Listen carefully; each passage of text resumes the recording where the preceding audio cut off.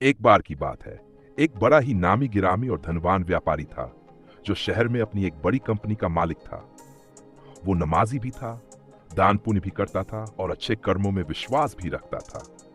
एक रात सोते समय उसे एक सपना आता है। एक बेहद रोशनी से भरी आवाज उसके दिल से कहती है, तुम्हारी कंपनी के बाहर जो फल बेचने वाला बैठता है उसे उम्रा करा दो।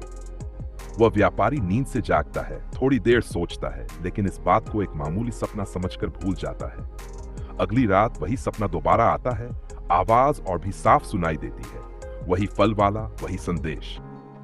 अब व्यापारी थोड़ा घबरा जाता है, लेकिन फिर भी कुछ नहीं करता।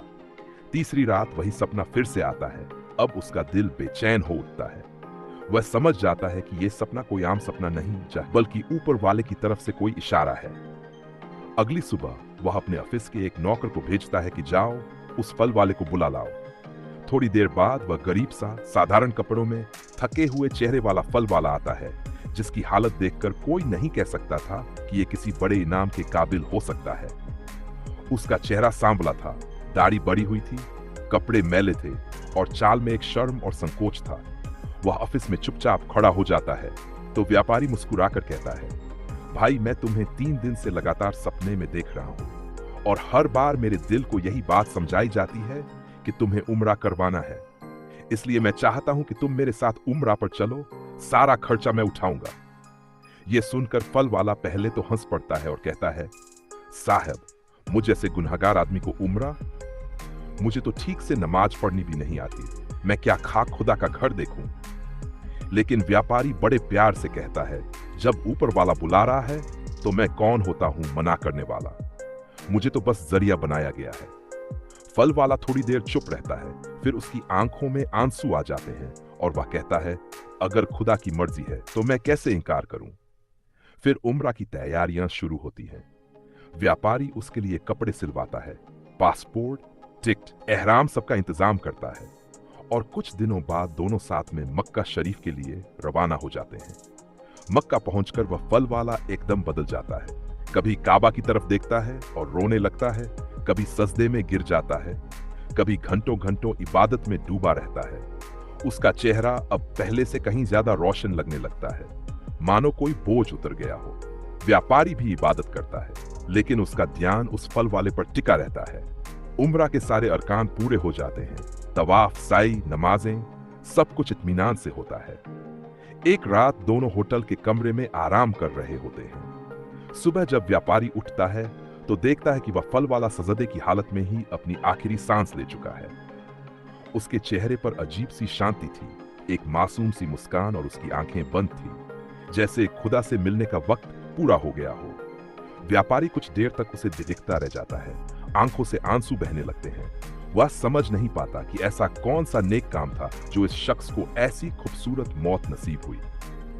जनाजा मक्का में ही पड़ा जाता है। हजारों लोग शामिल होते हैं और हर कोई ये कहता है कि क्या नसीब पाया है इसने, खुदा के घर में सजदे की हालत में रुखसत। जब व्यापारी अपने मुल्क लौटता है तो सबसे पहले उस फल वाले के घर जाता है, उसकी बीवी और बच्चों से मिलता है, उन्हें तसल्ली देता है और पूछता है, बहन जी आपके शौहर ने ऐसा काम किया था जो खुदा ने उन्हें इतनी बड़ी नेमत और शानदार मौत अता की।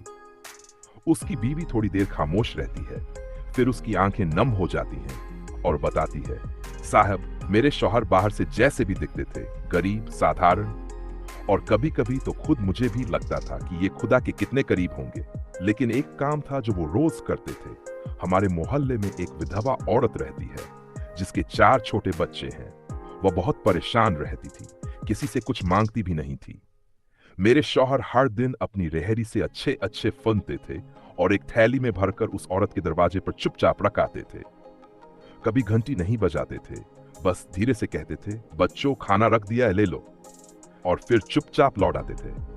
कभी उन्होंने उस औरत से कुछ नहीं मांगा, कभी उस पर एहसान नहीं जताया। वह औरत रोज उनको दुआएं देती थी और मुझे भी कहती थी कि तुम्हारा शौहर बहुत नेक है, अल्लाह उसे बहुत ऊंचा मकाम देगा। और साहब आपने खुद देखा, खुदा ने उन्हें अपने घर बुलाया और अपने दरबार में सजदे की हालत में बख्श दिया। ये सब सुनकर व्यापारी की आंखों से आंसू बहने लगते हैं। दिल में एक अजीब सी बेचैनी होती है और साथ ही एक सुकून भी। उसे लगता है कि सच्ची नेकी सिर्फ जाहिरी इबादतों में नहीं होती, बल्कि उन छुपे हुए कामों में होती है जो बिना किसी दिखावे के सिर्फ खुदा की रजा के लिए किए जाते हैं। उस दिन के बाद व्यापारी की जिंदगी ही बदल जाती है। अब वो भी चुपचाप जरूरतमंदों की मदद करने लगता है। किसी की फीस भर देता है, किसी की दवा करवा देता है, किसी गरीब के घर राशन रखवा देता है, और हर बार सिर्फ एक दुआ करता है, या अल्लाह, तू मुझे भी वही नियत दे, वही सच्चाई दे और वही पाक मौत अता कर जो तूने उस फल बेचने वाले को दी। आज भी लोग इस कहानी को याद करके यही कहते हैं कि जिंदगी में सबसे अहम बात है नियत, और वह अच्छे काम जो बस अल्लाह के लिए किए जाते हैं, चाहे वो दुनिया की नजरों से ओझल ही क्यों ना हो। क्योंकि जो काम दिल से होते हैं उन्हें खुदा कभी रद्द नहीं करता, बल्कि अपने सबसे करीब बुला लेता है, अपने घर, अपने सजदे में, अपनी रहमत के साए में।